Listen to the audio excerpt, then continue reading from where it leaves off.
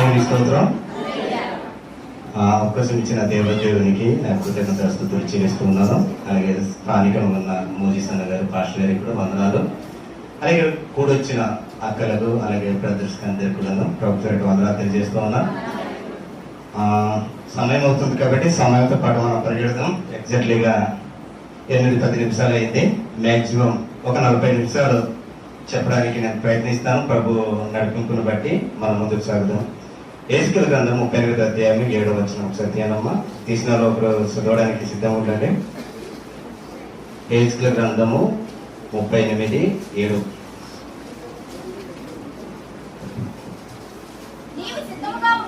నీవు సిద్ధంగా ఉండుము, నీవు సిద్ధపడి నీతో కూడా కలిసిన సమూహమనంతటిని సిద్ధపరచుము. వారికి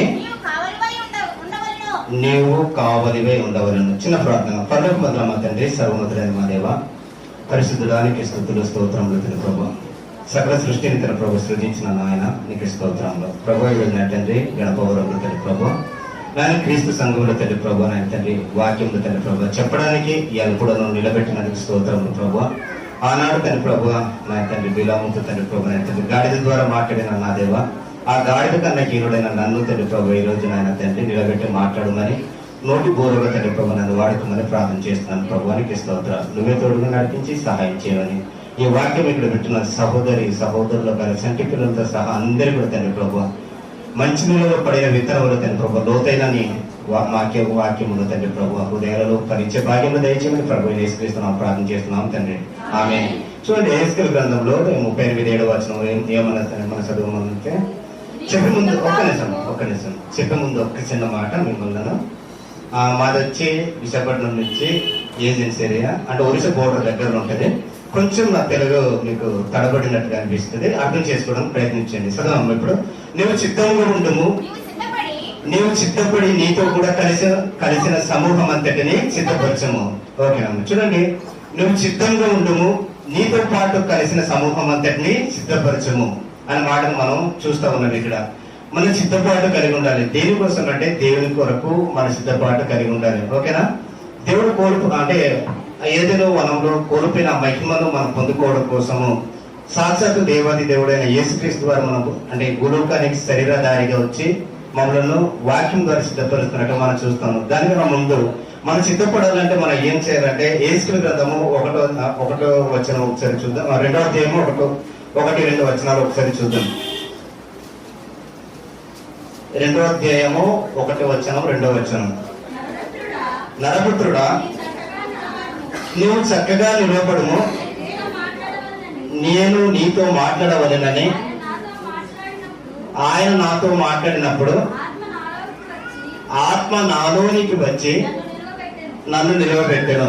చాలమ్మా, చాలు సార్. చూడండి, ఇక్కడ మనం చూస్తున్నట్టయితే నువ్వు సిద్ధంగా ఉండము, నువ్వు సిద్ధపడి నీతో పాటు ఉన్న సమూహం సిద్ధపరచు మనం చూస్తూ ఉన్నాం. మనం సిద్ధపడాలంటే ఫస్ట్ ఆఫ్ ఆల్ మనం చక్కగా నిలబడాలి. ఓకేనా. మనం నిలబడకుండా మనం సిద్ధపడలేము. ఓకేనా. మనం ఇతరులను సిద్ధపరచలేము. సపోజ్ నువ్వు ఇంటిని నిర్మించాలంటే ఫస్ట్ నువ్వు సిద్ధపడతావు, అంతే కదా. మెటీరియల్ సమకూరుస్తావు. అలాగే అక్కడ పని వారిని నిలబెడితే గానీ ఆ ఇల్లు అనేది పూర్తి అవ్వదు. అలాగే మనం చక్కగా నిలబడాలి, దేవుని వాక్యం నిలబడాలి ఫస్ట్.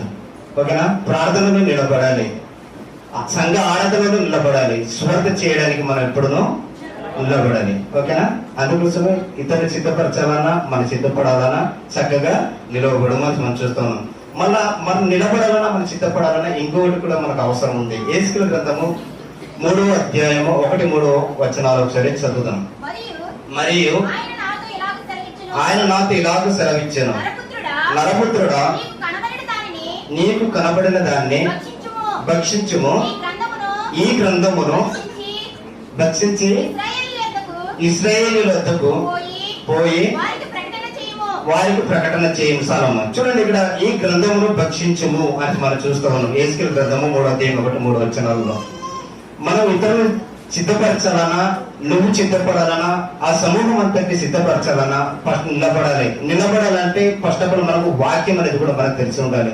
ఆ వాక్యం మనకు తెలియాలంటే ప్రతిరోజు నువ్వు చదువుకున్న నువ్వు చదువుకున్న ఇక్కడ సహోదరులందరూ కూడా ఏం చేయాలంటే చదవాలి. అంటే తినడం అంటే ఏంటి? చదవాలి. చదువుతుంటే ఆటోమేటిక్ గా మన హృదయంలో ఆ వాక్యం అనేది ఉంటది. ఎందుకంటే పరలోకం నుంచి దిగి వచ్చిన జీవాహారం నేనే అనేసి ప్రభు అయిన యేసుక్రీస్తు వారు చెప్పారు కదా. కాబట్టి మనం చదువుతున్నప్పుడు ఆ ఆహారం మనలో ఉంటది కాబట్టి మనం భక్షించినట్టే. ఆ భక్షించిన ఆహారంతో నువ్వు నిలబడగలుగుతావు. నిలబడిన నువ్వు ఇతరులకు నువ్వు చిత్తపరుస్తావు, నీ కుటుంబాన్ని చిత్తపరచగలుగుతావు, నీ సంఘంలో నీ సహోదరులు చిత్తపరచగలుగుతావు, నీ సమూహంలో ఉన్న నీ ఫ్రెండ్స్ ని, లేకపోతే నీ ఇంటి చుట్టుపక్కల ఉన్న మీ తోటి వారిని, బంధువులందరికీ నువ్వు చిత్తపరిచిన వాడవు అవుతావు. కాబట్టి మనం ఏం చేయాలంటే గ్రంథాన్ని భక్షించాలి. అదే మాట ఇంకా ప్రకటన గ్రంథం కూడా ఒక మాట ఉంటది. 10వ అధ్యాయము 9-10 వచనాలు. ప్రకటన గ్రంథము 10వ అధ్యాయం 9-10 వచనాలు. ఒక్కరి సిద్ధాంతం. నేను ఆ దూత వద్దకు వెళ్ళి ఈ చిన్న పుస్తకము నాకిమ్మని అడగగా ఆయన దాన్ని తీసుకుని తినివేయము, అది నీ కడుపుకు చేదగును గాని నీ నోటికి తేనె వలె మధురంగా ఉండునని నాతో చెప్పాను. చూడండి, గ్రంథం తింటూ ఉన్నప్పుడు కడుపులకు చేదుగా ఉన్నట్టుగా మనం చూస్తాము. కానీ కడుపులోకి వెళ్ళిన తర్వాత అది తేనె వలె మధురంగా అయ్యిందనేసి మనం ఇక్కడ చూస్తూ ఉన్నాం. వాస్తవానికి ఇక్కడ చిన్న ఎగ్జాంపుల్ మీకు చెప్తాను. ఎవరైనా బాగలేనప్పుడు హాస్పిటల్కి వెళ్తే, ఓకేనా, ఇంజెక్షన్ వేసుకున్నప్పుడు మనకు పెయిన్ అనిపిస్తుంది, ఓకేనా. అలాగే దేవునికి వాక్యం కూడాను, మనం అప్పటిదాకా మనం పాపం జీవితంలో ఉన్నాం, ఈ లోకంలో కలిసిపోయిన మనం దేవునికి వాక్యం మనకు అప్పుడే రుచించారు. ఇదే మనకు పెయిన్ గా సపోజ్ తాగుతుంటాం, మన త్రాగుల జీవితం ఉండే, జూదం ఉంది, వ్యభిచారం చేస్తూ ఉంటాం. వ్యభిచారం మానేయమని చెప్పి వాక్యం ద్వారా మాట్లాడుతుంది.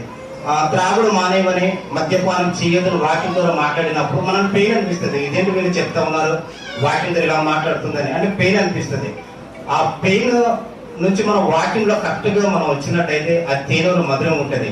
ఉదాహరణకు జ్వరం వచ్చిన ఒక మనిషికి హాస్పిటల్కి వెళ్ళినప్పుడు ఇంజెక్షన్ గుచ్చుతున్నప్పుడు మనకు పెయిన్ అనిపిస్తుంది, నొప్పి అనిపిస్తుంది.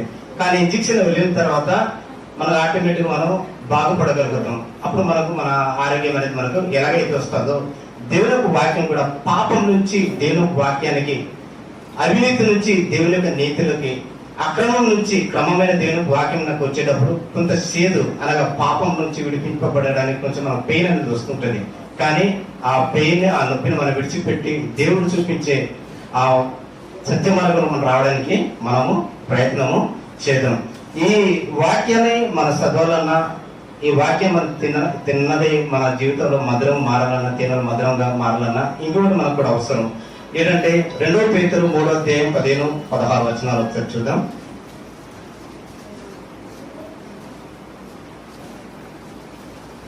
2 పేతురు 3వ అధ్యాయము మరియు మన ప్రభు యొక్క దీర్ఘశాంతము రక్షణార్థమైనదని ఎంచుకొనుడి. అలాగే మన ప్రియ సహోదరుడైన పౌలు కూడా తనకు అనుగ్రహింపబడిన జ్ఞానం చొప్పున మీకు రాసి ఉన్నాడు. వీటిని గురించి తన పత్రికలన్నింటిలో బోధిస్తున్నాడు. అయితే వాటిలో కొన్ని సంగతులు గ్రహించుటకు కష్టమైనవి. వీటిని విద్యాహీనులను, అస్థిరులైన వారును తక్కిన లేఖనములను అపార్థం చేసినట్లు తమ స్వకీయ నాశనముకు అపార్థం చేయుదురు. సార్, ఇక్కడ మీకు చిన్న మాట చెప్తా. ఇక నిలబడి ప్రకటించేవారు లేకపోతే మనకు వాక్యము అర్థం కాదు, అంతే కదా. అర్థమవుతుంది ఎవరికైనా? ఎవరు నిలబడి ఒక వాక్యానికి వివరణ ఇస్తూ ఉన్నప్పుడే ఆ వాక్యం అనేది లోతుపాట్లు, దాని యొక్క కొలత, దాని యొక్క ఎత్తు, దాని యొక్క పొడవు అనేది మనకు తెలుస్తూ ఉంటది.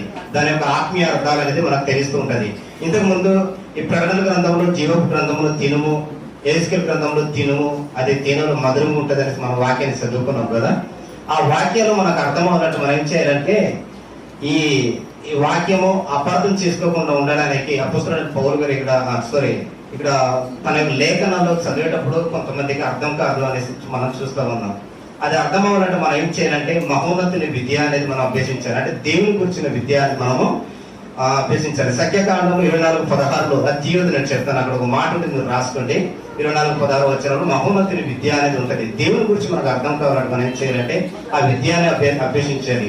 తేనె వల్ల మధురము ఆ వాక్యాన్ని మనం అర్థం చేసుకోవాలంటే మనం ఏం చేయాలంటే దేవుని గురించిన బోధ, దేవుని గురించిన విద్య, దేవుని గురించిన జ్ఞానము, దేవుని గురించిన అవగాహన, దేవుని గురించిన ఉద్దేశము, దేవుని గురించిన అవగాహన మనకు కలిగి ఉండాలి. అది మనకు కలగాలంటే జ్ఞానయుక్తమైన దేవుని యొక్క ఈ క్రీస్తు సంఘంలో దైవజనులు ఒక్కొక్కసారి మీకు వాక్యం నుంచి మనలో ఎత్తి చూపిస్తుంటాడు కదా, ఆ విద్యను మనం ప్రతిరోజు మనం అభ్యసించాలి. మనం చదువు రాదని మనం అనుకుంటాం, కానీ ఆనాడు యేసుక్రీస్తు వారితో పాటు ఉన్న కొంతమంది జాలరు అసలే చదివేలేదు, కానీ దేవుని నోటి నుంచి వచ్చిన ప్రతి మాటను వాళ్ళు పట్టుకున్నారు, దేవుని వెంబడించినట్టుగా మనం చూస్తూ ఉన్నాం. చదువుకున్న వారు ఏం చేయాలంటే ఇంకా లోతుగా మనం చదవాలి. ఇది సాలులే అనేది కాకుండా ఎక్కువగా వాక్యాన్ని చదివేవారు ఉండాలి. ఆ వాక్యం చదివిన వాక్యాన్ని మనం ఇతరులకు ప్రకటించే వరకు మనం ఉండాలి. దేవుని గురించిన ఫస్ట్ మనకు ఏముండాలంటే అవగాహన ఉండాలి. ఓకేనా? ఆ విద్య అనేది మనం రోజు అభ్యసించాలి. ఒకరు అభ్యసించకపోతే ఇతరులకు నువ్వు ఏమని సిద్ధపరచగలుగుతావు, నిన్ను నువ్వే ఏమని చేయగలుగుతావు, లేకపోతే నీ కుటుంబాన్ని ఎలాగ సిద్ధపరచగలుగుతావు, నీ ఫ్రెండ్స్ని ఎలాగ సిద్ధపరచగలుగుతావు, నీ కుటుంబాన్ని ఎలా సిద్ధపరచగలుగుతావు. కాబట్టి నువ్వు సిద్ధపాటు కలిగి ఉండాలన్నా మహోన్నతుని విద్య ఉండాలి. అంటే దేవుని విద్య, దేవుని బోధ, దేవుని గురించిన చదువు, దేవుని వాక్యం అనేది మనకు ఉండాలి. ఆ బోధ అంటే మహోన్నతుని విద్య, మహోన్నతుని చదువు, మహోన్నతుని బోధ ఉంటేనే నీకు ఆ ప్రకటన గ్రంథంలో చూపబడిన ఆ చిన్న పుస్తకం తిన్నప్పుడు నీకు అర్థమవుతుంది. ఏస్కేల్ గ్రంథంలో చూపించిన చిన్న పుస్తకం తిన్నప్పుడు నీకు వాక్యం అనేది నీకు అర్థమవుతుంటది. కాబట్టి మహోన్నతుని విద్య అనేది చాలా అవసరం. ఇప్పటిదాకా మీకు ఏమర్థమైంది? సిద్ధపడాలి, నీతో పాటు నీ కుటుంబాన్ని సిద్ధపరచాలి, సమూహాన్ని సిద్ధపరచాలని మిమ్మల్ని ఇప్పటిదాకా నేను బోధించాను. ఏమైనా బోధించిన దాంట్లో నేను తడబాటు కనిపిస్తుందా? లేదు కదా? సరే, ఇప్పటిదాకా విద్య అనేది ఫస్ట్ ప్రాముఖ్యం. దేవుని యొక్క వాక్యం తేనెల మధురం ఉన్నది అని మనం చూస్తూ ఉన్నాం. చక్కగా నిలబడాలి, నిలబడిన వాడు సంఘాన్ని నడిపించాలి, సిద్ధపరచాలని మనం చూస్తూ ఉన్నాం. ఓకేనా? ఆ పాత నిబంధన కాలంలో ఆదాము మొదలుకొని అబ్రహాం వరకు ఒక్కొక్కరు ఎలాగా సిద్ధపడారు అనేది మనం ఒకసారి నేను లేఖనాలు చూపించాను, చెప్తాను. ఆదాము గారు ఫస్ట్ మానవుడు దేవుడు ఏదైనా తోటలో సృష్టి చేసి ఆయన అక్కడ ఉంచినప్పుడు దేవుడు ప్రతిరోజు వచ్చి మాట్లాడుతున్నప్పుడు ఆయన స్వరాన్ని వినడానికి సిద్ధపడ్డాడు. ఓకేనా? ఆ తర్వాత హేబెలు శ్రేష్టమైనది దేవునికి ఇవ్వాలని సిద్ధపడ్డాడు. ఓకేనా? అటు రీతిగానే ఆదాము కుమారుడు షేతు మొదటిసారిగా యెహోవా నామమున ప్రార్థన చేయడానికి సిద్ధపడ్డాడు. అలాగే హానుకు 300 సంవత్సరాలు దేవుని నీతి కార్యం జరిగిస్తూ తన యొక్క మనవరులందరినీ చూసుకుంటూ వారిని సిద్ధపరుస్తూ ఆయన దేవునితో 300 సంవత్సరాలు నడిచినట్టుగా మనం చూస్తూ ఉన్నాం. అలాగే నోవాహు నీతి మాటలు చెప్తూ జలప్రలయం వస్తుంది, మీరు అందరూ కూడా సిద్ధపడండి, నేను రక్షణ ఓడలు నేను సిద్ధపరుస్తున్నాను, ఓడలు రండి అని చెప్పినప్పుడు కూడా అప్పుడు కూడా అందరూ తినుసు త్రాగుసు ఎంజాయ్మెంట్ చేస్తూ లేదంటే పార్టీలు చేసుకుంటూ ఉన్నారు తప్ప ఆయన హేళన చూశారు, కానీ అప్పుడు కూడా రాలేదు. ఆయన నోవాహు ఓడను సిద్ధపరిచి తన కుటుంబాన్ని సిద్ధపరిచి ఆయన ఆ రక్షణ ఓడలు వాళ్ళు రక్షింపబడినట్టు మనం చూస్తూ ఉన్నాం. 8 మంది రక్షించబడ్డారు. ఆ 8 మందితో ఇంకా జన సమూహం ఇప్పటిదాకా ఉన్న జనాలందరూ కూడా ఉన్నట్టు మనం చూస్తూ ఉన్నాం. నోవాహు తర్వాత అబ్రహాం గారు ఏమో ఊర్లో ఆయన విగ్రహారాధికుడు. ఆయన ఉన్నప్పుడు యెహోవా దేవుడు పిలిచాడు. ఈ స్వరం ఏమిటో అనేసి ఆ స్వరం పైన ఆయన లక్ష్యం వచ్చి దేవుడు పిలిచాడు కదా అని సిద్ధపడి ఇంకా ఎక్కడ పిలిచి తీసుకెళ్తున్నాడు, ఏ దేశం ఏ ప్రాంతం అనేది ఆయన ఆలోచించలేదు. ఆయనకున్న పని, ఆయనకున్న ఊరు, ఆయనకున్న దేశము, ఆయన బంధువులు ప్రతిదీ కూడా విడిచిపెట్టి ఆయన సిద్ధపడి దేవుడితో పాటు వెళ్ళినట్టుగా మనం చూస్తూ ఉన్నాం. అలాగే అబ్రహాము కుమారుడు ఇస్సాకు ఆయన బలి అర్పించడానికి తన యొక్క తండ్రి తీసుకెళ్తా ఉన్నప్పుడు ఏంటి బలి అర్పించడానికి తీసుకెళ్తున్నావు కదా, గొర్రెదిగా లేకపోతే బలి పశువు ఏదని కూడా అడగలేదు, చిత్తపడిపోయాడు. ఆయన బలిపీఠం మీద కూర్చోబెట్టి కట్టెల కనుక కూర్చోబెట్టి కత్తి నరకడానికి కూడా ఆయన ఏ మాత్రం కూడాను ఆయన వద్దని చెప్పలేదు, అంటే సిద్ధపడ్డట్టు మనం చూస్తూ ఉన్నాం. అలాగే యాకోబును మనం చూస్తాం. ఇషాక్ కుమారుడు యాకోబు ఆయన మగసిరిగల ప్రార్థన చేయడానికి సిద్ధపడ్డాడు, ఆశీర్వాదాన్ని పొందుకున్నాడు. ఒక ఇజ్రాయెల్ దేశంగానే ఆయన చేత లెక్కింపబడినట్టు మనం చూస్తూ ఉన్నాం. అలాగే యోసేపును మనం చూస్తాం. యోసేపు నీతి కలిగిన వాడే, ఆయన తప్పు చేయకపోయినా యథార్థం కలిగి నిందలు మోసి జైలు పాలయ్యాడు తప్ప ఆయన తప్పు మాత్రం చేయలేదు, పాపం మాత్రం చేయనట్టు మనం చూస్తూ ఉన్నాం. అలాగే మోషే గారిని మనం చూస్తాం. మోషే గారు ఐగుప్తు నుంచి ఇజ్రాయేల్ ప్రజలకు విడిపింపబడడానికి ఒక విమోచనకర్తగా దేవాది దేవుడు ఆయన నిలబెట్టినట్టు చూస్తాం. ఆయన దేవుడి యొక్క మాటలను పట్టుకున్నాడు.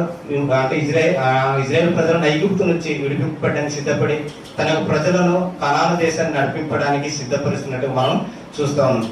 ఇప్పటిదాకా మనం ధర్మశాస్త్రం రాక అంతవరకు కూడాను మనం చూసాం. ధర్మశాస్త్రం వచ్చిన తర్వాత ఇజ్రాయేల్ ప్రజలు ఏ విధంగా సిద్ధపడ్డారు అనేది మనం చూద్దాం. అప్పటిదాకా దేవుడు నడిపింపు, దేవుని యొక్క స్వరాలు విని వీళ్ళందరూ కూడా నడుచుకుని వచ్చారు. జాగ్రత్తగానండి. అంటే ధర్మశాస్త్రం అప్పటికి రాలేదు. మోషే పుట్టేంత వరకు నిర్గమకాండం వరకు, ఆది కాండం నుంచి నిర్గమకాండం వరకు అప్పటిదాకా దేవుడు చెప్పిన మాటను బట్టి వాళ్ళు నడుచుకుంటూ వచ్చినట్టుగా మనం చూసాం. మీకు చిన్న పిక్చర్ చూపిస్తాను. దాన్ని బట్టి మీకు ఎంతమంది ప్రత్యక్ష గుడారం తెలుసు?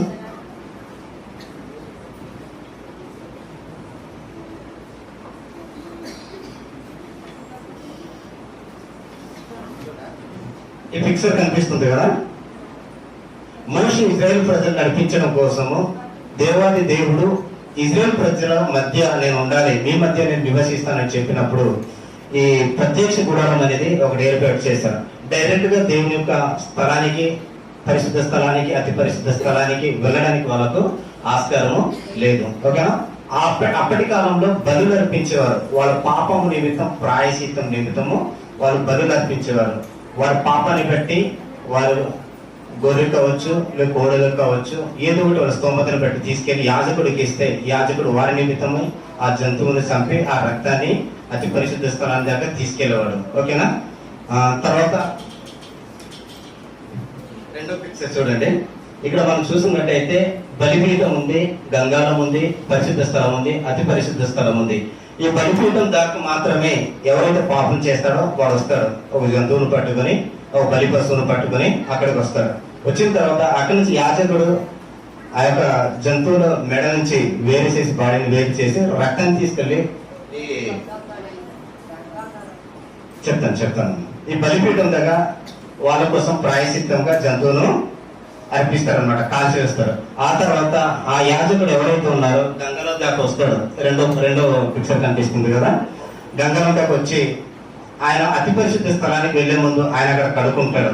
కడుక్కున్న తర్వాత ఈ పరిశుద్ధ స్థలం దాకా వారి కోసం ఎవరైతే పాపం చేస్తారో వారి కోసం ప్రాయశ్చిత్తం చేయడానికి అక్కడికి వెళ్తారు. అతి పరిశుద్ధ స్థలానికి మాత్రం వెళ్ళడానికి ఆస్కారం లేదు.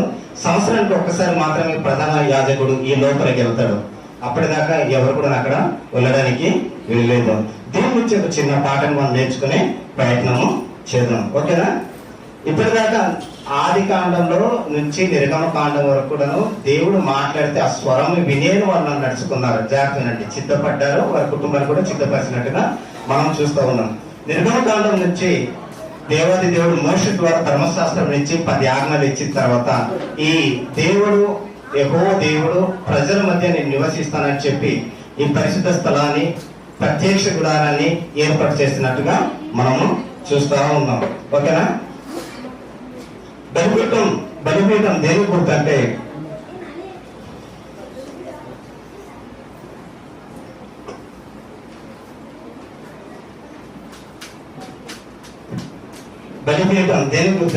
మన పాపం నిమిత్తం యేసుక్రీస్తు వారే భూలోకానికి వచ్చి బలి అయినట్టుగా మనం చూస్తూ ఉన్నాం. పాత నిబంధనలో ప్రజలు ప్రాయశ్చిత్తార్థమై జంతువులను తీసుకొచ్చి వాళ్ళ పాపం నిమిత్తం ప్రాయశ్చిత్తం చేసినట్టు మనం చూసాం. కానీ అదే బలిపీఠం మీద మనల్ని కూడాను పరిశుద్ధ స్థలానికి తీసుకెళ్లడానికి ప్రధాన యాజకుడు పాత్ర తానే పోషించి దేవాది దేవుడే బలి అయినట్టుగా మనం చూస్తూ ఉన్నాం. దాని గురించి మనం చూడాలంటే హెబ్రీయులకు రాసిన పత్రిక 10వ అధ్యాయం 12-17 వచనాలు మీరు తీయదమ్మా. మీరు రాసుకుంటే తర్వాత చదువుకోండి. టైం అవుతుంది కాబట్టి టైంతో పాటు పరిగెట్టాలి. హెబ్రీయులకు రాసిన పత్రిక 10వ అధ్యాయం 12-17 వచనంలో మనం చూస్తాం. అక్కడ క్రీస్తు బలియాగ పనిని ముగించాను అని అక్కడ మనకు అర్థమవుతుంది. అంటే బలియాగము జంతువులను మనం తీసుకెళ్ళాల్సిన అవసరం లేదు, మన బలి అర్పించే అవసరం లేదు. మన పాపం నిమిత్తం నువ్వు ఒప్పుకోవాలి. ప్రభువైన యేసుక్రీస్తు వారి దగ్గర వచ్చి ప్రభువా నేను పాపం చేశాననేసి హృదయపూర్వకంగా నువ్వు ఎప్పుడైతే ఒప్పుకుంటావో ఆ రోజే ప్రభువైన యేసుక్రీస్తు రక్తం ద్వారా మనం కడగబడిన వారముగా ఉండగలుగుతాం. అదే హెబ్రీయులకు రాసిన పత్రిక 7:28 వచనంలో తను తాను అర్పించుకుని ఒక్కసారి ఈ పనిని ముగించాను. అంటే బలి అర్పణ ఒక్కసారి మాత్రమే మన కోసము చేసినట్టుగా మనము చూస్తా ఉన్నాం. అలాగే హెబ్రీయులకు రాసిన పత్రిక 9:12 వచనం మనం చూసినట్లయితే తన రక్తంతో ఒకసారి పరిశుద్ధ స్థలంలోకి ప్రవేశించాను అని మనం చూస్తున్నాం. పాత నిబంధన కాలంలో యాజకుడు మాత్రమే ఆ పరిశుద్ధ స్థలానికి వెళ్ళేవారు. కానీ ప్రభువైన యేసుక్రీస్తు వారు మన కోసం బలి అయి ఒకసారి తన రక్తం చేత మనలను పరిశుద్ధపరచాలని పరిశుద్ధ స్థలానికి వెళ్ళినట్టుగా మనం చూస్తా ఉన్నాం. హెబ్రీయులకు రాసిన పత్రిక 10:18-24 మనం చూస్తున్నట్లయితే క్రీస్తు యాజకత్వం ద్వారా దేవునిలోనికి ప్రవేశం. అంటే మనం దేవునిలోకి వెళ్ళాలంటే క్రీస్తు అనే ప్రధాన యాజకుడు మనకు ఉన్నాడని మనం చూస్తా ఉన్నాం. ఓకేనా? ఇప్పటిదాకా బలిపీఠం గురించి నేను చెప్పాను. మన కోసం ప్రభువైన యేసుక్రీస్తు వారే బలియాగం జరిగించారు. బలి పశువుగా తానే శిలువ యాగాన్ని జరిగించి గౌని వెలుపట రక్తాన్ని కాచి పరిశుద్ధ స్థలానికి అనగా వెళ్ళడానికి మార్గాన్ని చూపించినట్టుగా మనం చూస్తా ఉన్నాం. ఇప్పుడు నేను చెప్పిన ఏదైతే రిఫరెన్స్లు ఉన్నాయో మీరు ఇంటికి వెళ్ళిన తర్వాత మీరు జాగ్రత్త పరిశీలన చేసినట్టయితే అవి మనకు అర్థమవుతాయి. ఒకరి తర్వాత గంగాళము అని మనం చూస్తాను. అనగా ఈ గంగాళం అనగా ఆనాడు ఇజ్రాయేల్ ప్రజల నిమిత్తం ప్రాయశ్చిత్తం చేయడానికి పరిశుద్ధ స్థలానికి వెళ్ళాలంటే ఆ గంగాళంలో నీళ్లతో కాలు చేతులు కడుక్కుని లోపల వెళ్ళినట్టుగా మనం చూస్తా ఉన్నాం. నిర్గమకాండం 38:8 వచనం ఒకసారి తీసినట్టయితే అక్కడ ఒక మాట మనం చూద్దాం. నిర్గమకాండం 38:8.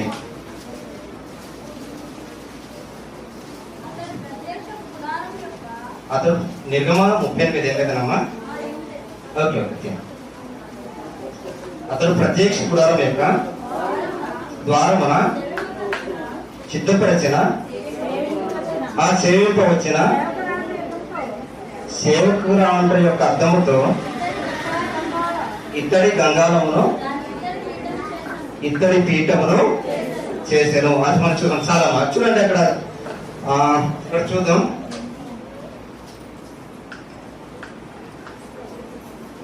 ఇక్కడ ఇత్తడి గంగాళం దేంతో తయారు చేసినట్టు మనం చూస్తున్నాం అంటే అద్దములతో తయారు చేసినట్టుగా మనం చూస్తూ ఉన్నాం కదా, అంతేనా?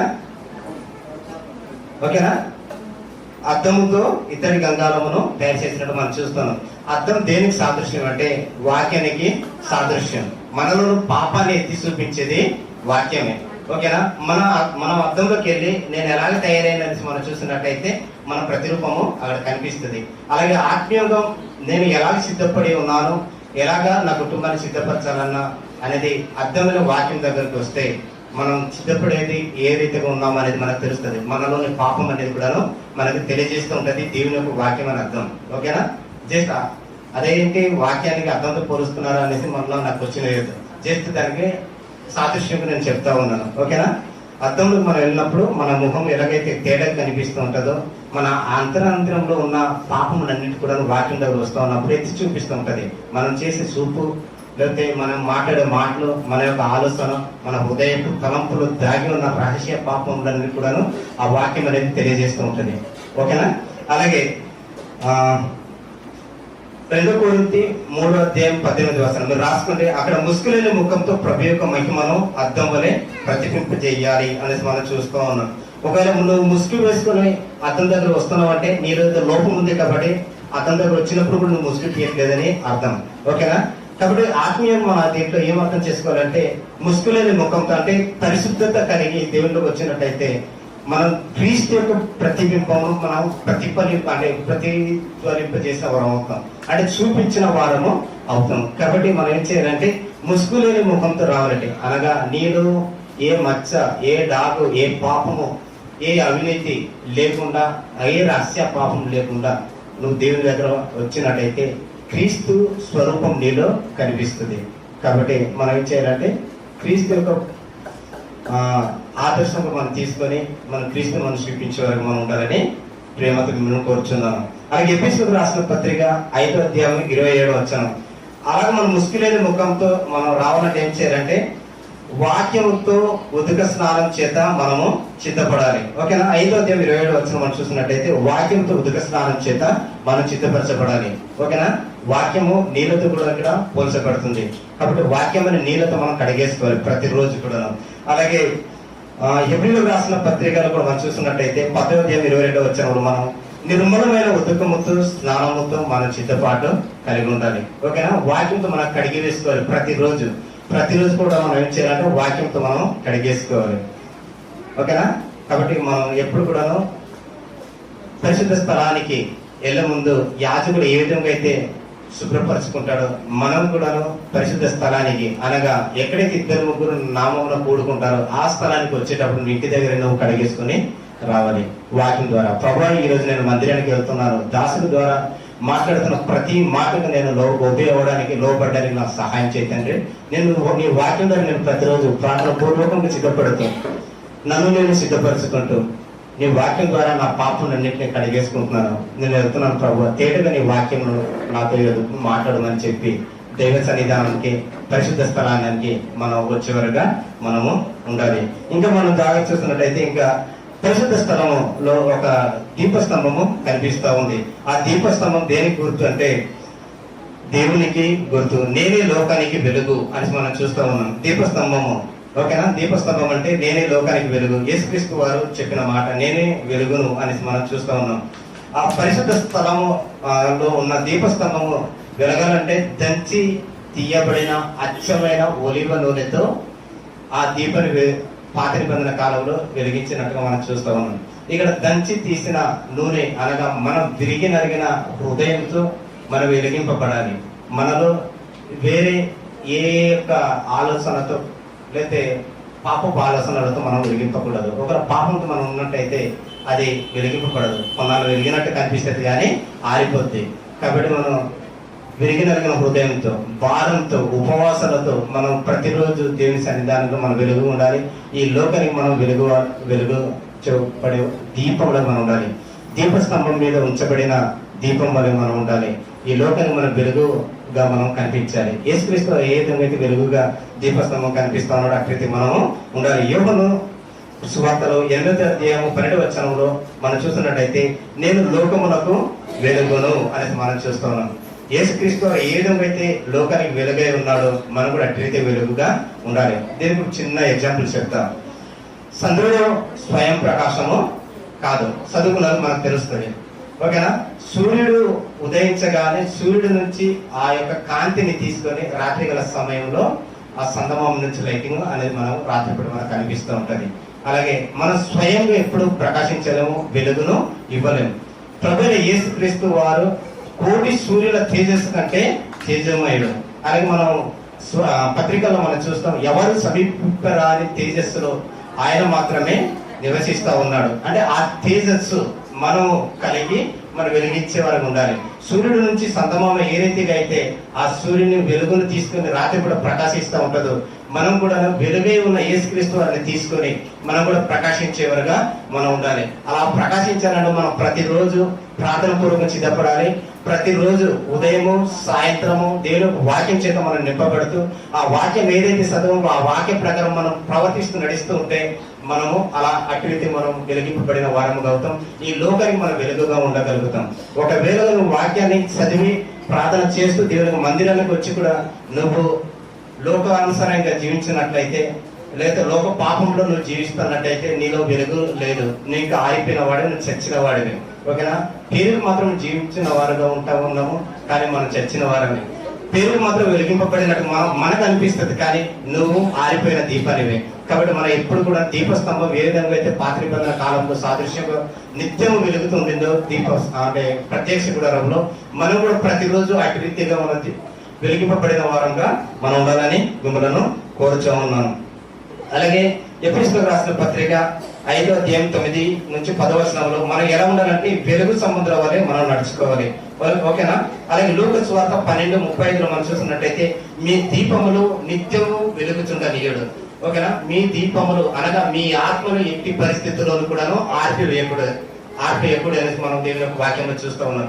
మీ ఆత్మను ఎట్టి పరిస్థితుల్లో ఆర్పివేయకండి. ఎప్పుడైతే నీ మొబైల్ ఛార్జింగ్ అయిపోతుంటే ఏం చేస్తాం? గప్ప తీసుకెళ్ళి ఛార్జింగ్ పెట్టుకుంటాం. గుడ్, మంచిగా ఫాలో అవుతూ ఉన్నారు, చాలా మంచిది, ఓకేనా? అలాగే మన ఆత్మీయ జీవితంలో కూడాను, నీ ప్రార్థన జీవితంలో కూడాను, వాక్యపు జీవితంలో అంటే చదివే విషయంలో కూడాను ఏ రోజు నువ్వు బలహీనంగా నువ్వు కనిపిస్తూ ఉన్నావో, లేదు నేను ఇంకా ఎదగలేకపోతా ఉన్నాను, సరిగ్గా ప్రార్థన చేసుకోలేకపోతున్నాను, లేకపోతే సరిగ్గా నేను వాక్యాన్ని చదవలేకపోతున్నాను అనేసి నువ్వు అనుకుంటావో ఆ క్షణంలో వెంటనే ఇంకా నువ్వు సిద్ధపడి దేవునికి వాక్యాన్ని చదవడానికి ప్రయత్నం చేయాలి. అలాగే సిద్ధపడి ప్రార్థన చేయడానికి నువ్వు సిద్ధపడాలి. నువ్వు ఉపవాసంతో చేస్తావు, నువ్వు కన్నీటి ప్రార్థన చేస్తావు, నువ్వు ఏం చేస్తావు అది నీ ఇష్టం. కాకపోతే నీలో నా ఆత్మని ఆర్పివేయకూడదు. నువ్వు నిత్యం వెలుగుతున్న దీపం వల్ల ఉండాలి.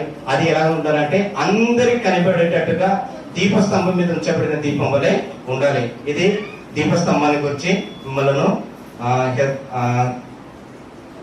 కొన్ని ఉదాహరణలు తెలియజేస్తాను. అలాగే యోహాను సువార్త 5:35 కూడా ఏమనిస్తుందంటే, అక్కడ యోహాను సువార్త 5:35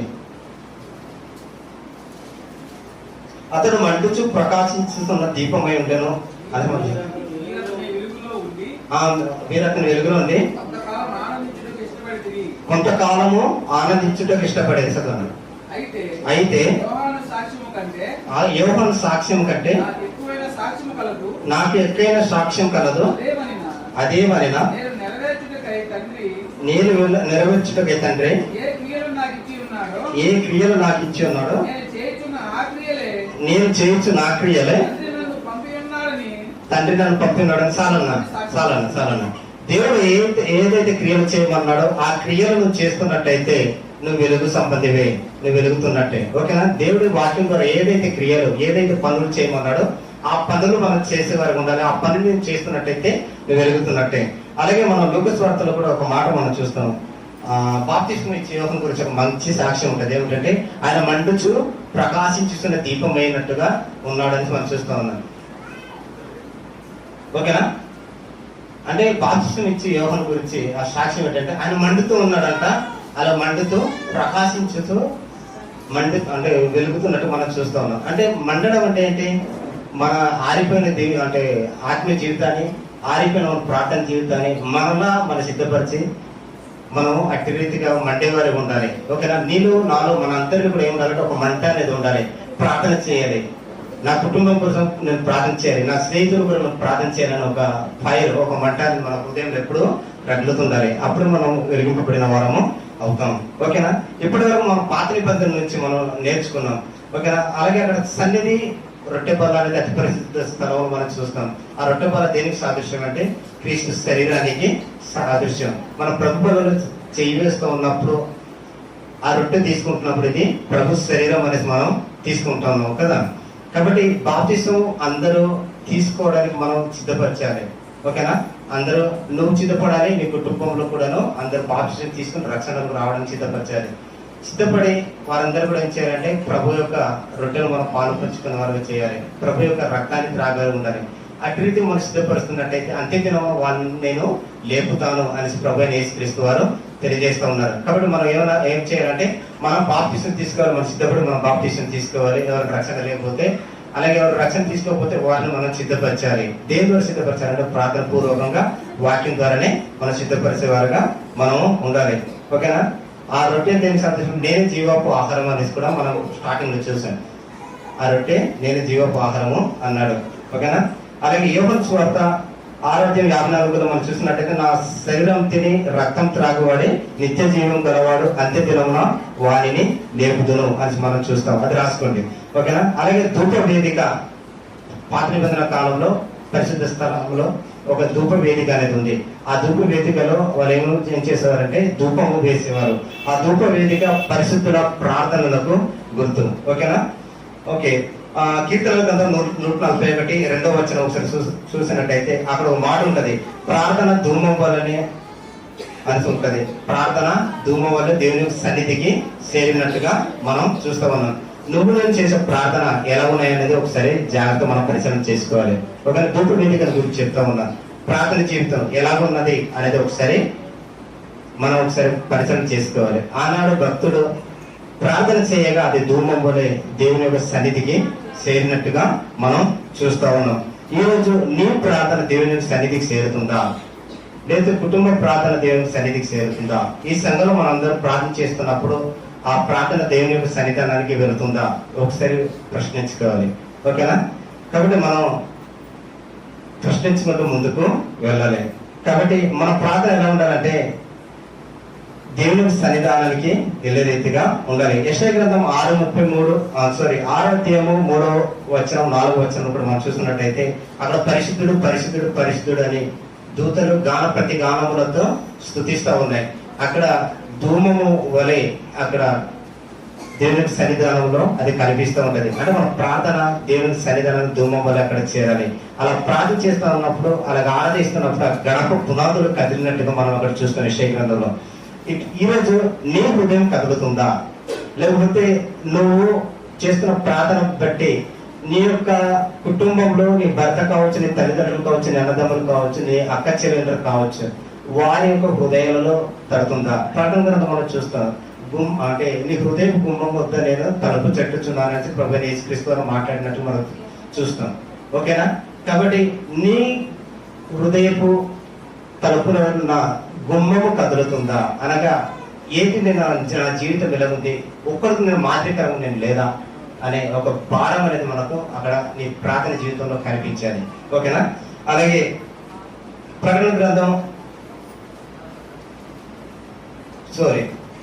లూకాసు వార్త 18వ అధ్యాయం 1వ వచనం ఒకసారి తీసినట్టయితే ఒకసారి తీయడమ్మా. లూకాసు వార్త 18వ అధ్యాయం 1వ వచనం.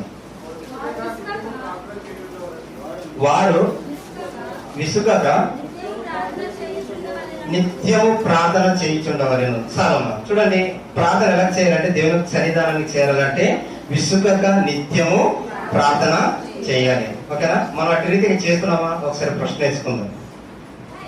మనం కొద్దిసేపు ప్రార్థన చేయగానే అమ్మా ఇంకా సాలే అనుకుంటాం కదా. మన ప్రార్థన ఎలా ఉండాలంటే విసుగక నిత్యం ప్రార్థన చేయాలి. దేవుని యొక్క సన్నిధానానికి నా ప్రార్థన వెళ్ళాలి, దేవుడు నా ప్రార్థన అంగీకరించేటట్టుగా ఉండాలని మనం దేవుని సన్నిధానానికి వెళ్ళేంత వరకు మనం ప్రార్థన చేయాలి. ఓకేనా? యాకోబు గారు ఎలా ప్రార్థన చేశారు? మగసిరి గల ప్రార్థన చేసి దేవుడు ఇంకా సాలులే నన్ను విడిచిపెట్టు అని చెప్పేంత వరకు ఆయన ప్రార్థన చేశారు. మన ప్రార్థన జీవితం కూడా అట్టి రీతిగా ఉండాలి. ఓకేనా? నీ హృదయానికి ఒక మనస్సు శాంతి అనేది, ఒక మనస్సుకి ఒక ఆనందం అనేది కలగదు నీ ప్రార్థన జీవితానికి. అలాగే మన ప్రార్థన జీవితంలో అటు రీతిగా మనం ఉన్నామో లేదా అనేది ఒక ప్రశ్నించుకోవాలి. ఓకేనా? అలాగే యాకోబు రాసిన పత్రిక 5వ అధ్యాయం 15వ వచనంలో చూసినట్టయితే ప్రార్థన ఎలా ఉండాలంటే విశ్వాససహితమైన ప్రార్థన ఉండాలి. విశ్వాస ప్రార్థన మనం చూసాము, నిత్యము మనం ప్రార్థన చేయించుండాలని చూసాము. అలాగే విశ్వాస సహితమైన ప్రార్థన ఇక్కడ మనం చూస్తా ఉన్నాం. ఆ ప్రార్థన ఎటువంటి రోగినైనానో స్వస్థపరుస్తుంది అనేసి మనం అక్కడ చూస్తాం. కాబట్టి నీ ప్రార్థన ద్వారా ఎవరైనా స్వస్థపరచబడుతూ ఉన్నారా? నీ ప్రార్థన ద్వారా ఎవరైనా రక్షణ పడుతూ ఉన్నారా? ఒకసారి ప్రశ్నించుకోండి, ఒకసారి పరిశీలన చేయండి. ఓకేనా? అట్లయితే మనం ప్రార్థన చేస్తున్నట్టయితే దేవుని యొక్క సన్నిధానానికి మన ప్రార్థన జీవితం ధూమం వల్ల వెళ్తుందా లేదా అనేది మనకు తెలుస్తూ ఉంటది. కాబట్టి మనం ఇంకా తిమోతికి రాసిన పత్రిక, మొదటి పత్రిక 2వ అధ్యాయం 1వ వచనంలో మనం చేయాలంటే అందరి కొరకు మనం ప్రార్థనలు చేసే వరకు ఉండాలి. రాజుల కొరకు చేయాలి, నీ బంధువుల కొరకు చేయాలి, అధికారుల కొరకు చేయాలి, విజ్ఞాపనలు చేస్తూ మనం ప్రార్థన చేయాలి. అప్పుడే మనం ప్రార్థన దేవునికి సన్నిధానానికి ధూమం వల్లే వెళ్తుంది. ఓకేనా? మనం ప్రార్థించే వారికి మనం సిద్ధమవ్వాలి, ప్రార్థన పరులకు మనము ఉండాలి. ఓకేనా? అందరి కూడా మనం ప్రార్థన చేసేవారుగా మనం ఉండాలి. కాబట్టి మన ప్రార్థన కొరకు మనం ఏకం అవ్వాలి. ప్రభువైన యేసుక్రీస్తు వారు ప్రార్థన అనగానే ఆయన సింగిల్గా కొండ పైకి వెళ్ళినట్టుగా, లేదంటే ఒక తోటలో వెళ్ళినట్టుగా మన స్వార్థ గ్రంథంలో మనం చూస్తూ ఉన్నాం. ఓకేనా? ప్రార్థన కొరకు నీ ఫ్రెండ్స్ నుంచి, నీ కుటుంబం నుంచి ఒక గదిలోకి వెళ్ళి లేదా మందిరానికి వచ్చి నువ్వు ప్రార్థన కొరకే నువ్వు అంటే సింగిల్గా నువ్వు బయటకు వచ్చేయాలి. ఓకేనా? ప్రార్థన ఎలా చేయాలంటే, సపోజ్ ఒక కర్ర మండే స్వభావం గలది ఉంటుంది, ఒక కర్ర ఏమో మండేది ఉంటుంది, ఇంకొకటి నార్మల్గా మండేది ఉంటుంది. నువ్వు ప్రార్థన చేస్తూ ఉన్నప్పుడు నీ పక్కన ప్రార్థన చేయడం రానివాడు కూడా ఒక్కొక్కసారి ఉంటారు కొంతమంది. కాబట్టి నువ్వు ప్రార్థన చేస్తున్నప్పుడు అవతల కూడా మండాలి. ఓకేనా? ఇంకో పక్కన ఇంకొక ఆయన ఉన్నాడు, సగం మండే ఆయన. ఆయనతో పాటు మనం ప్రార్థన చేస్తున్నప్పుడు అతను కూడా నీతో పాటు ఏకీభించేవారుగా ఉండాలి. అంటే మన ప్రార్థన జీవితం అట్టి రీతిగా వెలిగించేదిగా, ఒక మంట, ఒక ఫైర్ కలిగించేదిగా మన ప్రార్థన జీవితం ఉండాలి. ఓకేనా? కాబట్టి మన ప్రార్థన అట్టి రీతిగా ఉంటేనే దేవుని సన్నిధానానికి చేరుకుంటుంది. ఓకేనా? ఇప్పటి వరకు పాత నిబంధన నుంచి మీకు తెలియజేసిన బలిపీఠము, గంగాళము, దీపస్తంభము, బల్ల. ఓకేనా? ఇవన్నీ కూడా పరిశుద్ధ స్థలం వరకు మనం వెళ్ళగలుగుతాం. ప్రభువైన యేసుక్రీస్తు వారు ఇప్పటి వరకు పరిశుద్ధ స్థలాన్ని వరకు మనం తీసుకొచ్చారు. అతి పరిశుద్ధ స్థలానికి వెళ్ళాలంటే ఖచ్చితంగా మనము ప్రభువైన యేసుక్రీస్తు యొక్క బోధ, అపోస్తుల బోధ. ఓకేనా? జాగ్రత్తనండి, అందరికి బోధ కొడుతూ ఉన్నట్టుంది. ఓకేనా? దేవుని స్తోత్రం. ఇంకా కూడా ఎవరు యాక్టివ్గా దేవునికి స్తోత్రం చెల్లించినట్టు కనిపించట్లేదు. దేవునికి స్తోత్రం. Thank you. పరలోకంలో వెళ్ళిన తర్వాత ఈ ప్రార్థనలో వాక్యం నేర్చుకున్నది ఏమి ఉండదు. అక్కడ నిత్యము దేవునికి స్తోత్రము స్తోత్రము స్తోత్రము స్తోత్రం, దేవుడు పరిశుద్ధుడు పరిశుద్ధుడు పరిశుద్ధుడు పరిశుద్ధుడు అని మనం అక్కడ పరిశుద్ధత గురించి మన దేవునికి పొగడుతూ ఉండాలి. ఓకేనా? ఇదంతా కూడా మనకి ఏంటంటే ఒక ట్రైనింగ్ పీరియడ్. ఇక్కడ మనం శిక్షణ పొంది పరలోకానికి మనం వెళ్ళాలి. ఓకేనా? ఇప్పటివరకు మీకు ప్రతిదీ కూడా పాత నిబంధనల నుంచి మీకు చూపించుకుంటూ వచ్చాను. సరే, సమయం అయింది. ఇంకో 10-15 నిమిషాల్లో నేను మ్యాక్సిమం ముగించడానికి ప్రయత్నము చేస్తాను. ఓకేనా? మ్యాక్సిమం 15 నిమిషాలు. కొత్త నిబంధనలు వచ్చేసరికి పాత నిబంధనలు మనం చూసాం. అబ్రాహం నుంచి మోషే గారి వరకు మనం చూసాం. మోషే గారు ఇజ్రాయేల్ ప్రజలకు నడిపించడానికి ఏ రీతిగా ఆయన సిద్ధపడ్డాడు, ధర్మశాస్త్ర ప్రకారం ప్రత్యేక గుడారంలో ఎలా సిద్ధపరిచారని మనం చూసాం.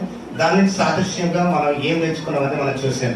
అలాగే కొత్త నిబంధనలు మనం చూసినట్టయితే ప్రభువైన యేసుక్రీస్తు వారు 12 మంది శిష్యులను పిలిచాడు.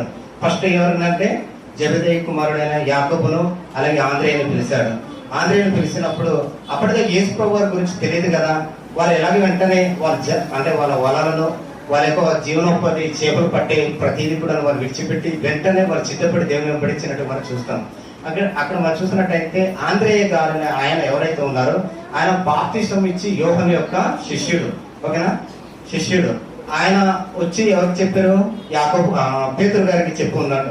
అక్కడ వలలు పట్టేటప్పుడు, చేపలు పట్టేటప్పుడు, సంభాషించేటప్పుడు యేసుక్రీస్తు వారికి బాప్తిసం పొందడానికి వచ్చినప్పుడు, ఇదిగో ఈయన లోక పాపములకు మోసుకునే గొర్రె పిల్ల అని బాప్తిసం ఇచ్చి యోహాను చెప్పిన మాటను బట్టి వాళ్ళు యేసు ప్రభు వారు అక్కడ ఉన్న శిష్యులను, రండి మిమ్మల్ని మనుషులను బట్టి జాలరుగా చేస్తాను అని చెప్పినప్పుడు వారందరూ కూడా వారి యొక్క జీవనోపాధిని విడిచిపెట్టి వెంటనే సిద్ధపడి దేవునితో వెళ్ళినట్టు మనం చూస్తూ ఉన్నాం.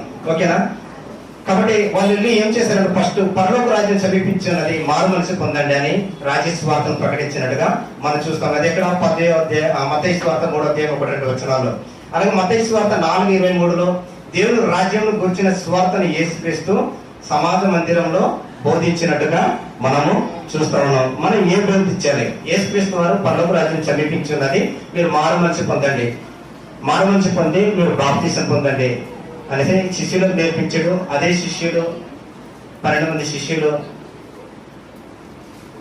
ఈనాడు అపోస్తలుల బోధలు నడుస్తున్న మనకు ఒక మాదిరికరంగా వాళ్ళు సిద్ధపడ్డారు. మనల్ని వాళ్ళు రాసిన పుస్తకాల ద్వారా, పత్రికల ద్వారా, స్వార్థ ద్వారా దాని ద్వారా మనం ఈరోజు సిద్ధపరచబడగలుగుతున్నాం. మన ఎజుకేషన్ గ్రంథము మనం చూస్తున్నాం. నువ్వు సిద్ధపడు, నీతో పాటు ఉన్న సమూహమును సిద్ధపరచు అని. ఇక్కడ 12 మంది శిష్యులు యేసు ప్రభు వారితో నడిచి ఉన్నారు. ప్రభు వారు చెప్పిన మాటను వాళ్ళు విన్నారు, వాళ్ళు సిద్ధపడ్డారు. పరలోక రాజ్యానికి వెళ్ళాలని. ఈ లోకం శాశ్వతం కాదు, ఈ లోకము యాత్రికులము, ఈ లోకం మనది కాదు, మన యొక్క శాశ్వత లోకం పరలోకం ఉందని వాళ్ళు సిద్ధపడ్డారు. అలాగే వాళ్ళ సమూహాన్ని కూడా సిద్ధపరచడానికి వాళ్ళు నడుము బిగించుకున్నారు అనమాట. కాబట్టి మనం కూడా ఏం చేయాలంటే అపొస్తలుల బోధలో మనం కూడా నడవాలి. 12 మంది శిష్యులు ఏ విధంగా అయితే నడిచారో మనం కూడా నట్టి రీతిగా నడిచేవారుగా మనం ఉండాలి. మనం సిద్ధపడాలి. మనం ఏం బోధించాలి, మనం ఎలా సిద్ధపరచాలి? నువ్వు సిద్ధపడ్డావు, బోధ విన్నావు, వాక్యం విన్నావు, నువ్వు సిద్ధపడతా ఉన్నావు. మనం ఏమో బోధించి ఇతరులను మనం సిద్ధపరచాలి. నువ్వు సిద్ధపడు, ఇతరులను, నీతో పాటు సమూహాన్ని సిద్ధపరచాలని మనం చూస్తూ ఉన్నాం కదా. ఇప్పుడు కొరింథీయులకు రాసిన పత్రిక 1:23 సిలువ వేయబడిన క్రీస్తునే మనము ప్రకటించాలి. ఓకేనా? సిలువ వేయబడిన క్రీస్తునే ప్రకటించి మనము సిద్ధపరచాలి. ఆయన జనన, మరణ, పునరుద్ధరణల గురించి తెలియజేస్తూ మనం సిద్ధపరచాలి. ఆయన జననం ఎందుకు అనేది ఒకసారి మనం చిన్న బ్యాగ్ వెళ్దాం. ఒకసారి ఆదికాండంలోకి వెళ్దాం. ఓకేనా? ఆదికాండంలో ప్రతిరోజు దేవాది దేవుడు ఆదముతో మాట్లాడుతూ ఉన్నాడు. అది కూడా దేవుని సన్నిధి. అప్పటిదాకా కూడా పాపం అనేది లేదు. ఓకేనా? కానీ అపవాది చేత మోసం చేయబడి దేవుడు ఇచ్చిన మహిమను పోగొట్టుకొని అక్కడ దేవుని సన్నిధిలో అనుభవించవలసిన, పరలోక రాజ్యంలో అనుభవించవలసిన ఆ యొక్క మహిమను వారు పోగొట్టుకున్నారు. కాబట్టి సాక్షాత్ దేవుడే ఈ లోకానికి మరలా రావాల్సి వచ్చింది. కాబట్టి ఆయన జననం దేనికోసం అంటే మరలా మనల్ని పరలోక రాజ్యానికి తీసుకెళ్లాలని. ఓకేనా? ఆయన జీవితానికి మనం తీసుకోవాలి. ఓకేనా? అలాగే ఆయన మరణం, పాత నిబంధన కాలంలో బలి అర్పించి పాపానికి ప్రాయశ్చిత్తం చేసుకునేవారు.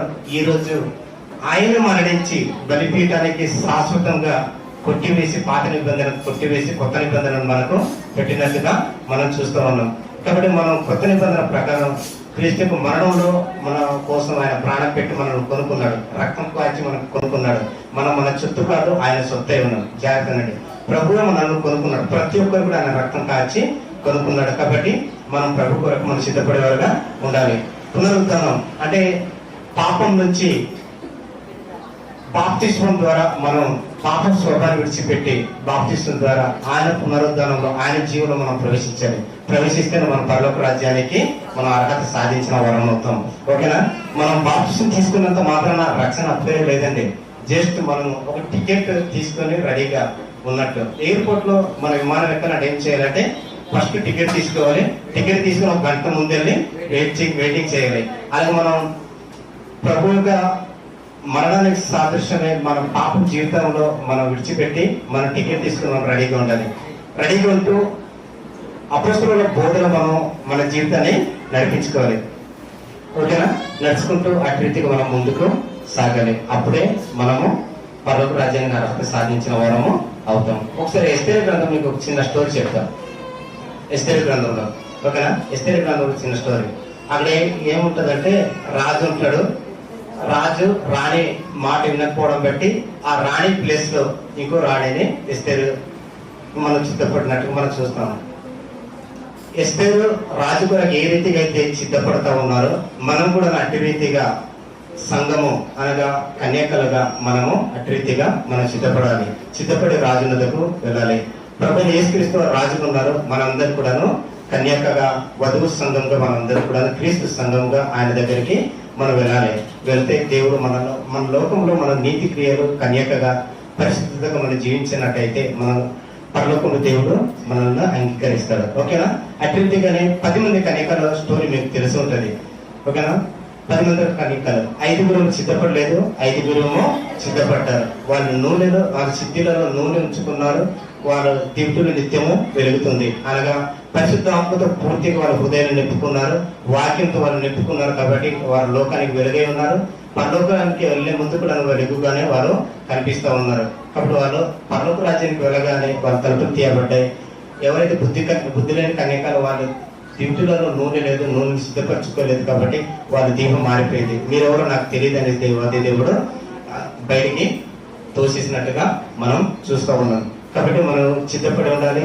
మన దివ్యుల నూనెను ఉంచుకొని ఉండాలి. ఓకేనా? ఇంతవరకు నేను చెప్పిన మాటలు మీకు అర్థమైంది కదా? దేవుని స్తోత్రం. లాస్ట్ మాట నేను ముగించేస్తాను. లూకా సువార్త 10వ అధ్యాయము 30-35. లూకా సువార్త 10వ అధ్యాయము 30-35. అందుకే ఏం చదువుతున్నారన్న? లూకా సువార్త 10వ అధ్యాయము 30 వచనము 30 నుంచి 35 వరకు. ఒక్క నిమిషం తీసుకున్నాను.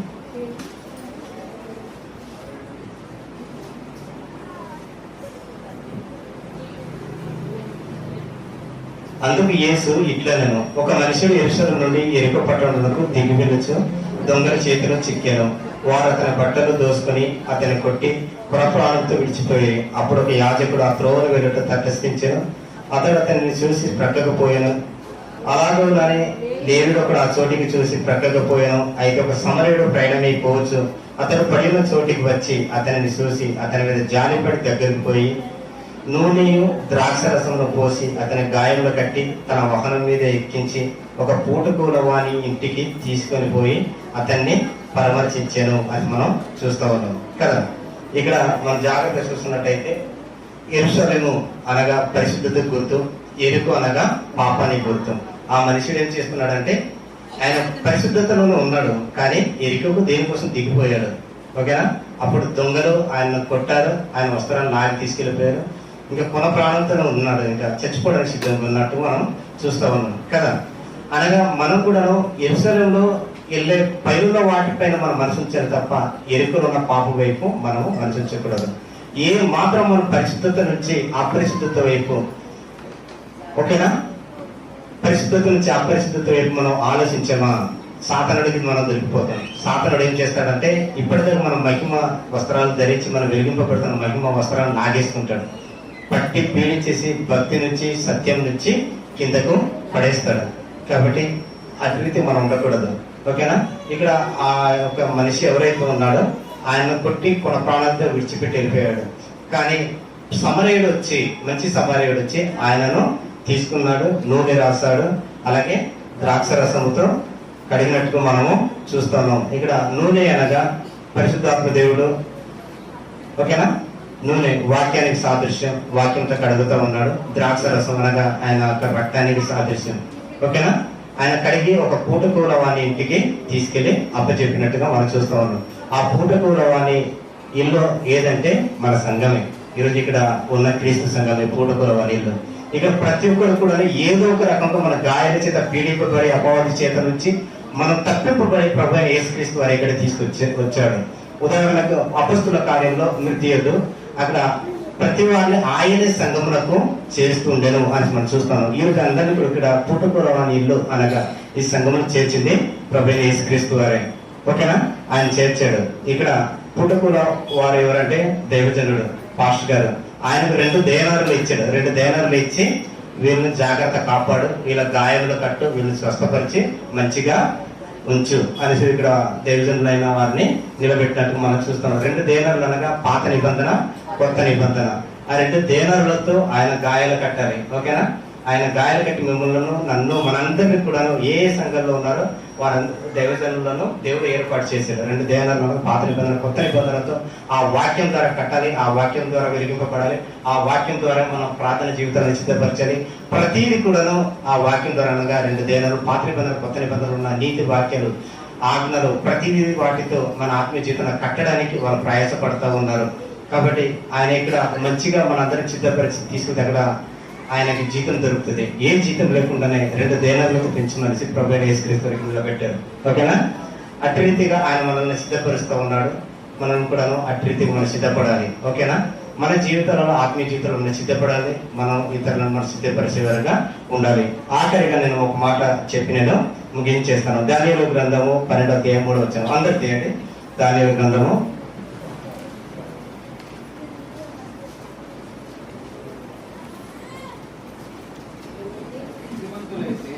12వ అధ్యాయం 3వ వచనం.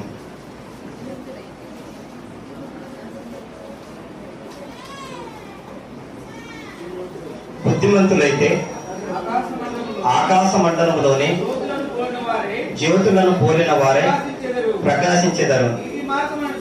నీతి మార్గం అనుసరించి నడుచుకున్నట్లు ఎవరు అనేకులను త్రిప్పుదురో వారు నక్షత్రం వలె నిరంతరము ప్రకాశించెదరు. ఓకేనా? చూడండి, ఇక్కడ మనం జాగ్రత్త చూస్తున్నట్టయితే బుద్ధిమంతులైతే బుద్ధిగల కన్యకలు ఏ విధంగా అయితే నూనెలు సిద్ధపరుచుకున్నారు, అలాగే ఈరోజు మనం బుద్ధిమంతులు నేను అనుకుంటున్నారు. అందరూ కూడా బుద్ధిమంతులే. అందరూ నిజంగా దేవుడికి సన్నిధానం మీరు అందరూ వచ్చినట్టే బుద్ధిమంతులు. దేవుడి స్తోత్రం. అందరూ కూడా దేవుడు దీవించును గాక. ఇక మనం చూసినట్టయితే బుద్ధిమంతులైతే ఆకాశ మండలంలోని జ్యోతులను పోలిన వారై ప్రకాశించెదరు. ఓకేనా? వారి నీతి మార్గము అనుసరించి నడుచుకుంటారు. ఎవరు అనేకులను త్రిప్పుదురో, చూడండి, త్రిప్పుదురో, ఎవరు అనేకులను త్రిప్పుదురో అంటే ఎవరు అనేకులను సిద్ధపరుస్తారో, నువ్వు సిద్ధపడుతూ ఇంకా ఎవరైతే అనేకులను సిద్ధపరుస్తారో వారి దేన్ని పోలున్నారట? ఆకాశంలోని జ్యోతులను పోలిన వారే నక్షత్రం వల్లే వెలుగుగా అక్కడ ఉన్నట్టుగా మనము చూస్తూ ఉన్నాం. నక్షత్రం వల్ల నిరంతరము ప్రకాశించినట్టుగా మనం చూస్తూ ఉన్నాం. కాబట్టి మనం సిద్ధపడాలి. మనం అనేకులను సిద్ధపరుస్తూ దేవుడి దగ్గర వెళ్తే మనం కూడా అట్టి మనం ప్రకాశించేవారుగా మనం ఉండగలుగుతాం. ఈ కొద్ది మాటలు మన వెనుకడు దేవుడు దీవించును గాక. ఆమేన్.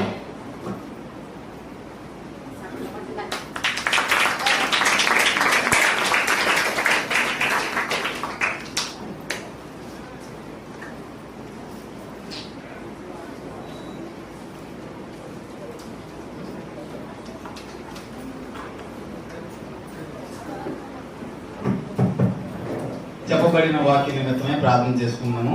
ప్రార్థనలోకి ఉంచండి. మా మధ్య ఉన్న సహోదరి ఆలయసమ్మ గారు వచ్చి చెప్పబడిన వాక్య నిమిత్తం ప్రార్థన చేయవలసింది ఆహ్వానిస్తున్నాం. అందరూ తలలో ఉంచండి, కళ్ళు మూసుకోండి.